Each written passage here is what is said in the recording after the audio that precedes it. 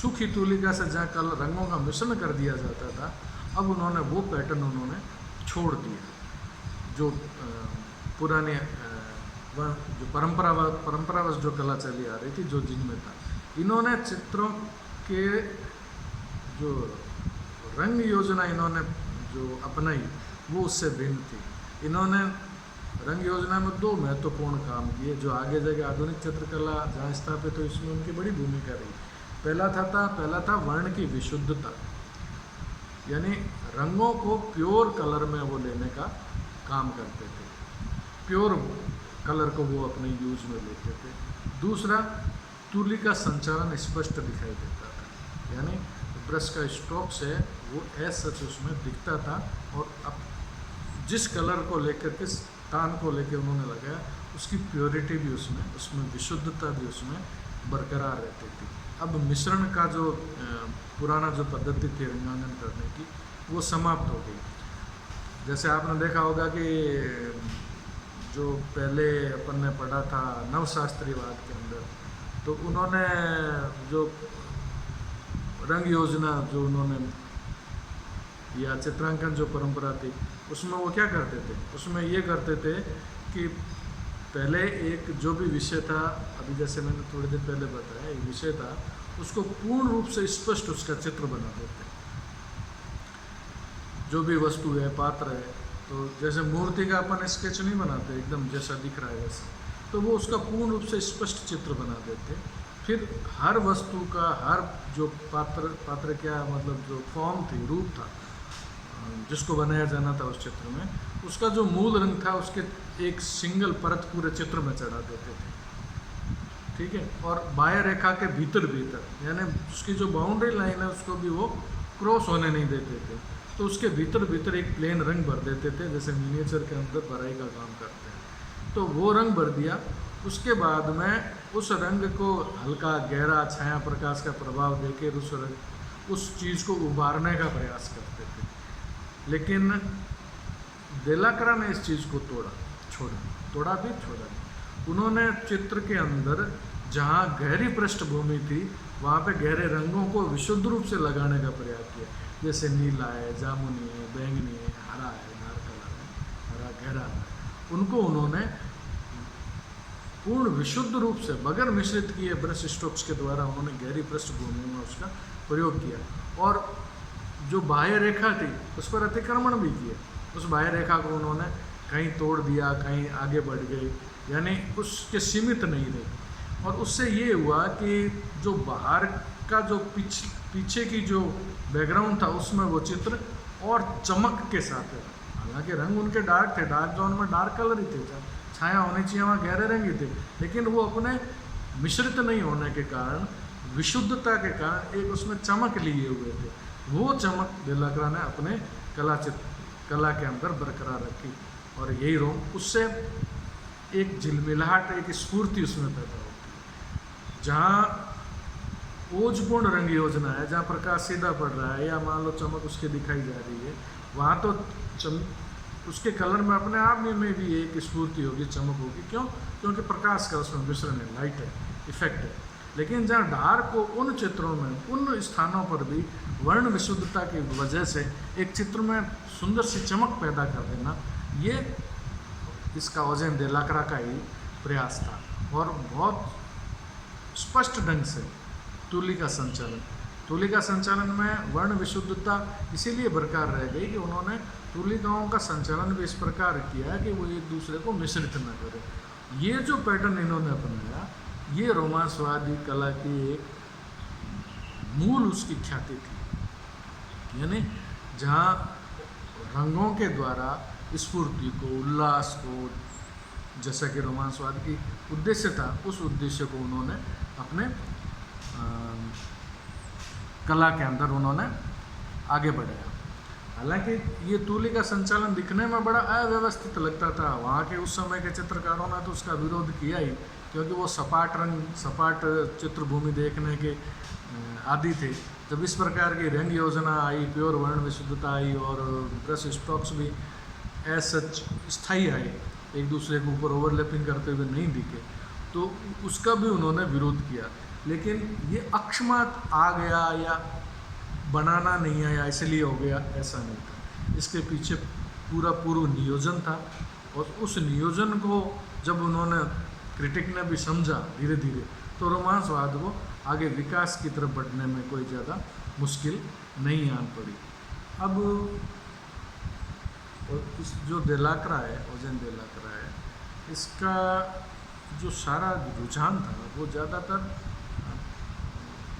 Heritage, जो पौराणिक, जो आत्मगौरव के जो पात्र थे, घटनाएं थी, उनको लेकर ज़्यादा उन्होंने चित्रित किया। एक चित्र जो सबसे पहले उन्होंने का प्रसिद्ध चित्र हुआ वो 25 साल की उम्र में उन्होंने बनाया था, यानी यमलोक में दांते और वर्जिल, ये इस शीर्षक से उन्होंने ये चित्र बनाया। और इसको फ्रांस की जो राष्ट्रीय कला प्रदर्शनी थी 1822 में उन्होंने उसमें प्रदर्शित भी किया। लेकिन इस चित्र के अंदर प्रॉब्लम ये हुई कि इस चित्र की बहुत आलोचना हुई, कटु आलोचना हुई, और काफ़ी लोगों ने इसकी आलोचना की। लेकिन ग्रे को ये चित्र बहुत पसंद आया। उन्होंने कहा कि लगता है कि रूबेंस ने फिर जन्म ले लिया, यानी रूबेंस अपने आप में सॉफ्ट और भावात्मक चित्र करने के लिए बहुत प्रसिद्ध रहा है। तो ग्रे ने कहा कि लगता है कि रूबेंस ने फिर जन्म लिया है। उन्होंने उसकी प्रशंसा की, और न केवल प्रशंसा की अपितु उनकी पेंटिंग्स को, देलाक्रा के पास इतने पैसे वैसे थे नहीं, तो उन्होंने अपने जेब से उस पेंटिंग का फ्रेम भी करवाया। यानी हालांकि जो ये यमलोक में दांते और वर्जिल जो चित्र है, इसकी दर्शकों ने तो इतनी प्रशंसा नहीं की, लेकिन ग्रे की वजह से ये इतना प्रसिद्ध हुआ कि फ्रेंच सरकार ने उसको बाद में खरीद भी लिया। और इससे देलाक्रा एक व्यवस्थित और प्रतिष्ठित कलाकार के रूप में समाज और कला के क्षेत्र में उनकी पहचान भी बनने लगी। हालांकि दर्शक उनसे काफ़ी नाराज़ रहे, क्रिटिक भी नाराज़ रहे, लेकिन वो लगातार कार्य करते रहे, और लगातार कार्य करने के साथ साथ वो उनके चित्र भी आगे चलते भी रहे, चलते इंसान के प्रदर्शित हुए, और सरकार द्वारा उसको खरीदा भी जाए, लगातार रेगुलरली उसको परचेज भी किया जाता रहता है। हालांकि वो आलोचनाओं के बावजूद भी देलाक्रा ने काम करना नहीं छोड़ा, नए नए चित्र बनाए जा रहे थे और प्रदर्शनी में प्रदर्शित भी किए जा रहे थे। और एक उसके बाद में उन्होंने चित्र बनाया था जो कियोस में मानव श्रृंगार, उस चित्र का शीर्षक था कियोस में मानव श्रृंगार। अब वो चित्र तो इतना ख़राब बन गया, ख़राब इन सेंस कि उनकी दृष्टि से तो बहुत अच्छा था, मैं यूँ ख़राब कह रहा हूँ, मैं अपनी तरफ से नहीं कह रहा हूँ। लेकिन जैसे पहले ग्रे ने उनके जो चित्र था यमलोक में दांते और वर्जिल, उसको बहुत पसंद किया और उसका प्रेम भी कराया। इस बार ग्रे ने भी उसकी आलोचना कर दी, और उन्होंने उसके लिए लिखा कि ये जो क्रियोस में मानव श्रृंगार है, ये वास्तव में चित्रकला का श्रृंगार है। यानी उनको इतना उस पर पीड़ा हुई कि उन्होंने कहा ये चित्रकला का भी इसने श्रृंगार कर दिया है। लेकिन उसके बावजूद भी वो चित्र काफ़ी प्रसिद्ध हुआ, और उस चित्र को भी फ्रेंच सरकार ने खरीदा। और न केवल फ्रेंच सरकार का चित्र खरीदने में इनको सहयोग रहा, अपितु जो सरकारी भवन वहाँ थे सरकार के, उन भवनों के अंदर भित्ति चित्रण का कार्य भी इनको बखूबी मिलता रहा, ये कार्य करते रहे। और एक सरकार के अंदर एक बहुत प्रतिष्ठित कलाकार के रूप में उनकी ख्याति भी बनती रही। अब जो कियोस का मानव श्रृंगार, जिसके लिए ग्रे ने लिखा कि भाई ये तो चित्रकला का ही श्रृंगार हो गया, एक्चुअल में उन्होंने जब अपना चित्र प्रदर्शित किया, चित्र प्रदर्शित इन सेंस की प्रदर्शनी के लिए जो वो चित्र लेके आए, तो जब उन्होंने चित्र किया तो उन्होंने जो अपनी प्रचलित शैली में थी उसी में उन्होंने किया था। और थोड़ा सा उनका चूँकि पुरानी पारंपरिक कला के प्रति रुझान था, तो कहीं कुछ उसमें थोड़ा सा गांभीर्य भी रहा होगा। लेकिन प्रदर्शनी में जब अपना चित्र लेकर प्रस्तुत हुए, तो वहाँ उन्होंने कांस्टेबल की एक पेंटिंग, चारे की गाड़ी, उसको उन्होंने वहाँ देखा। अब कांस्टेबल लैंडस्केप आर्टिस्ट था ब्रिटेन का, और उसने तो बहुत ही चटक और चमकीली रंगपूर्ण योजना, कलर योजना में काम करता था, और बहुत सॉलिड और स्ट्रॉन्ग ब्रश स्ट्रोक्स वो लगाता था। जैसा कि उन्होंने बेलाकरा ने अपने चित्र में आरंभ किया था। अब वो चूँकि कांस्टेबल तकनीकी रूप से बहुत दक्ष था, हालांकि वो लैंडस्केपिंग ज़्यादा करता था, इसलिए विषय के दृष्टि में उसमें भावात्मक चित्र या मानवीय घटनाओं को और उसको लेकर इतना नहीं करते थे, जबकि बेलाकरा, जेरिको और ये क्या मानवीय जीवन और तत्कालीन विषयों को लेकर पात्र चित्रण वगैरह किया करते थे। लेकिन जब उन्होंने कांस्टेबल की पेंटिंग चारे की गाड़ी की जब रंग योजना देखी तो हचकचा गई। कौन? बेलाकरा। बेलाकरा ने देखा कि यार मैं जो बना के लाया हूँ उसमें फिर मुझे इतना आनंद नहीं आ रहा, मैं थोड़ा सा इसमें परिवर्तन करूँगा। और पहले ये नियम था कि प्रदर्शनी आरंभ होने से पहले अगर उसमें कुछ कोई परिवर्तन करना चाहे तो वो उसकी सुविधा थी। तो उन्होंने उस रंग योजना को दोबारा चेंज किया। चेंज करने से उसमें कुछ ब्रश स्ट्रोक्स ओवरलैपिंग हो गई, कुछ कलर की जो संगति थी, हालांकि उन्होंने चमकीले और विशुद्ध या प्योर कलर को उन्होंने काम लेने का प्रयास किया, जैसे कि टर्नर और कांस्टेबल लिया करते थे। लेकिन क्योंकि एक तो नए सिरे से ही आप पेंटिंग का निर्माण ही उसी आधार पर करो, और एक बाद में तात्कालिक उसमें आप परिवर्तन लाना चाहो, और वो भी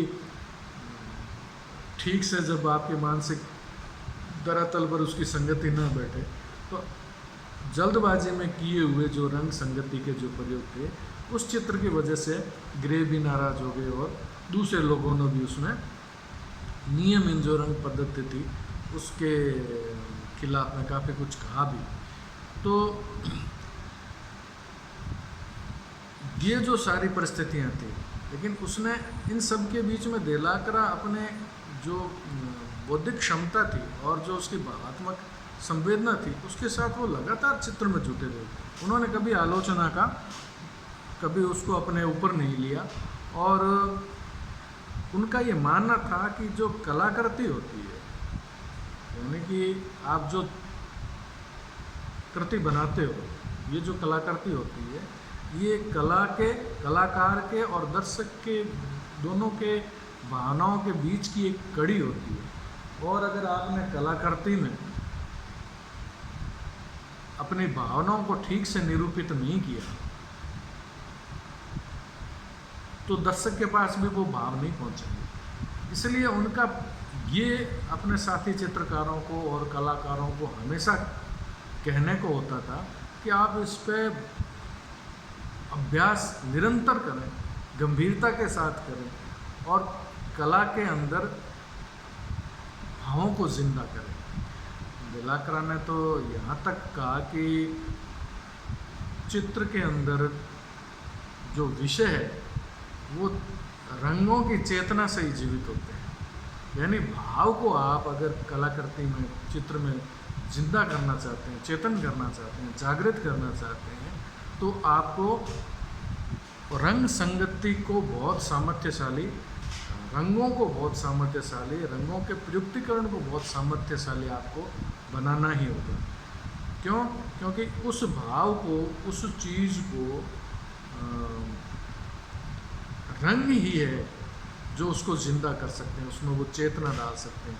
यानी कि जिन भावों की अनुभूति चित्रकार कर रहा है, या जिस विषय को लेकर चित्रकार जिन भावों की अनुभूति कर रहा है, उस अनुभूति को अगर आप अपने दर्शकों तक ले जाना चाहते हैं, तो उसका चित्रण इस ढंग से हो कि वो उसमें चैतन्य भाव से, चैतन्य रूप से, जागृत रूप से वो भाव उसमें स्थापित हो पाए। और उसके लिए उनका मानना था कि रंगों की चेतना के बगैर खाली वस्तु की रूप या रेखांकन जागृत नहीं हो सकता। रेखांकन भावों को जागृत नहीं कर सकता। यानी आप उसका रेखाओं के द्वारा या उसका समान बहुत सुंदर अगर चित्रण कर दोगे और रंगों का ठीक से प्रयोग नहीं करोगे, तो उसमें उसकी जीवंतता, उसकी चेतना और भाव का जो सर्वांग रूप जो उस चित्र में आना चाहिए था, वो उस चित्र में आ नहीं पाएगा। और जब तक वो चित्र में आ नहीं पाएगा, तो कलाकार और दर्शक के बीच में कभी भावनाओं का आदान प्रदान संभव नहीं हो पाएगा। तो यह बिल्कुल स्पष्ट हो गया कि चित्र के अंदर रोमांसवादी दृष्टिकोण से अगर सोचें तो डेलाक्रा का ये कहना कि अगर चित्रकृति को जीवंत करना है, उसमें चेतना लानी है, उसमें विषयानुगत भावों को अगर खड़ा करना है, जिंदा करना है, तो आपको रंगों के प्रति बहुत जागरूक होना पड़ेगा, रंगों के प्रति बहुत संवेदनशील होना पड़ेगा, और रंगों की प्रस्तुति और उसका रंगों का चयन और उसकी प्रस्तुति इतनी सार्थक हो, इतनी कौशलपूर्ण हो कि वो भाव अपने आप में आपके सामने उपस्थित होके खड़े हो जाए। और उसके लिए ये अनायास तो हो नहीं सकता, उसके लिए आपको निरंतर अभ्यास और साधना करने की आवश्यकता है। और ये अपने साथ के चित्रकारों को इसके लिए वो हमेशा प्रेरणा देते रहते थे